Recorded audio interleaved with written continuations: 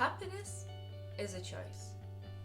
It sounds as if we can just click our fingers and become happy. And that's not how it works. Happiness is a habit, it's a lifestyle, it's something you can learn. I will share 10 scientific tips and tricks on how to program your brain to always be happy. It takes 21 days to develop a habit. Well, same with happiness. If you follow these steps, you can teach yourself how to always be in a good mood. And it will come effortless to you. Start your day by listening to morning affirmations. Just 5 minutes a day can go a really long way. You can find them on Spotify, YouTube, Apple Music. Just type in morning affirmations. Pick the ones that speak to you and listen to them every morning. I listen to my affirmations when I brush my teeth, make my bed, drink my coffee. It only takes 5 minutes, but it sets my mood for the day ahead. Smile. Yep, it's that simple. You tend to smile when you're happy, but actually it's a two-way street. If you are smiling, your brain gets a signal that it needs to release more dopamine, more happy hormone into your system. Just take notice whenever you're doing something, smile, and you'll feel better straight away. Gratitude. This is probably the biggest trick in the book. It is so simple, yet so powerful that it will change your life. Every evening before you go to bed, thank the universe or your God for everything good that has happened today. It doesn't have to be anything big. For example, thank you for the beautiful weather. Thank you for my colleague Sarah, who sent me a funny meme. Thank you for my health. Thank you for an amazing playlist that I found today and really enjoyed. Why is it so important? You're sending your brain a signal that you acknowledge and enjoy the good stuff that happens. Your brain will automatically pick more and more positive things for you to focus on throughout the day. And so instead of focusing on something bad or something negative or something that upset you, your brain will push you to focus on good things, to notice them. And that would really change the whole paradigm inside your mind. Reset weekly and create some positive expectations for your week ahead. Write a wish list every Sunday. Just one rule, make sure that you write it as if it's already happened or that you already have it. These lists not only send your intentions into the universe, but also they make your brain wake up and take notice. My list is quite random. It has things I want to happen at work, the kind of person I aspire to be, things that I want to own. It really doesn't matter what you write in there. This list not only reset you for the week ahead, they not only create positive expectations. Our brain experiences pleasure by simply anticipating something, like how we feel happy before we are going on an exciting trip or meeting with a friend we really enjoy spending time with. When you write this every week, you're anticipating for these great things to happen, and so your brain releases more happy energy and you feel a lot better. Stop complaining. How can we expect to be happy and positive all the time if the majority of what we talk about are complaints, negative stuff, bad things?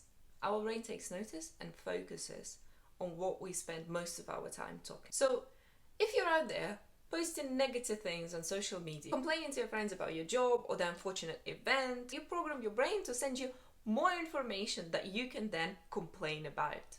Your brain focuses only on the bad stuff because it thinks that that's what you cherish, that's what you need, that's what you want. I like to think of it as a supermarket stock. So if apples are in a really big demand in the supermarket and everyone keeps buying them, then the supermarket is going to order more and more and more every day. And same goes for your brain. If you talk about negative things all the time, your brain will send you more and more and more. It will create the situations in your head. It will focus on all the bad things in a particular situation and completely miss out any positives. So stop talking about it. It is not going to be easy at first, but if you keep doing it for about a month or 21 days to form a habit, it will come naturally to you. I honestly can't remember last time I complained about something or said something negative about my life. And even now, I can't really think of anything that upsets me. I mean, surely if I sat down and thought really hard about my life, I would find plenty of reasons to be unhappy about, plenty of reasons to complain about, but that's not what I want. I want to focus on positive things. I want to notice only the good things. And so my brain is already programmed to have that kind of positive, good information on the surface. You want your brain to prioritize the positive information, the positive content in your mind, and to push it out. So next time you're talking to your friends or your colleague and they ask you, oh, how you've been, what's new? Tell them, oh, it's actually been amazing. Tell them how you really enjoyed working on something, doing something or creating something. Tell them that you really enjoyed a particular book or a TV show and that you're really kind of happy. And then you'll be able to go further, and even in a negative situation, you'll find ways to talk about it positively, to spin it around and have an opportunity to create your own narrative rather than letting the negativity in the world outside you decide what your narrative is. Believe me, it is worth it in the long run. Find something that you love. Don't worry, it doesn't have to be big. In fact, it is much better if it is something small. It has to make you feel good while you're doing it and also stop you from thinking. Yep, you want to be present in the moment. You don't want to be overthinking something that happened yesterday. Find a few things that interest you. This will give you something to research in your spare time, save your money for, look forward to. For example, I'm into astrology. By no means am I an expert or can even read your chart, but I enjoy listening to astrology podcasts. I enjoy going on the internet and finding out more about my sign. So whenever I have some spare time and I'm a little bit bored, instead of dwelling on anything, I just kind of go into my little astrology world, and that keeps me busy and that keeps me occupied. Another couple of ideas for you: skincare. Start researching skincare and products if that's something that you think you might be into, or gardening, or flowers. Listen to podcasts, get inspired. Buy yourself flowers. Yep, that easy. They really don't cost much in a supermarket, and they'll put a smile on your face each time you see them in your bedroom or in your living room. They usually stay fresh for about 2 weeks, so it really isn't a big expense. If you don't like flowers, buy yourself a plant, and then another one. Go on daily walks. Make sure you spend one-to-one time with yourself and with the world outside. It doesn't have to be long. 20 minutes is enough. When I go on my daily walks, I listen to my favorite audiobooks or podcasts, and sometimes I listen to music. And I don't live near a park, so it's not like I'm connecting with nature. I live on a very busy street. But even then, it really charges up my batteries. And when I come back home, after only 20 minutes of walking, I feel so much better about myself. I feel a lot more energized, and that really brings my mood to another level. Set boundaries. Your time and energy are extremely precious. So be very careful who you give this time and energy to. Do you have people in your life that are constantly negative, that complain all the time?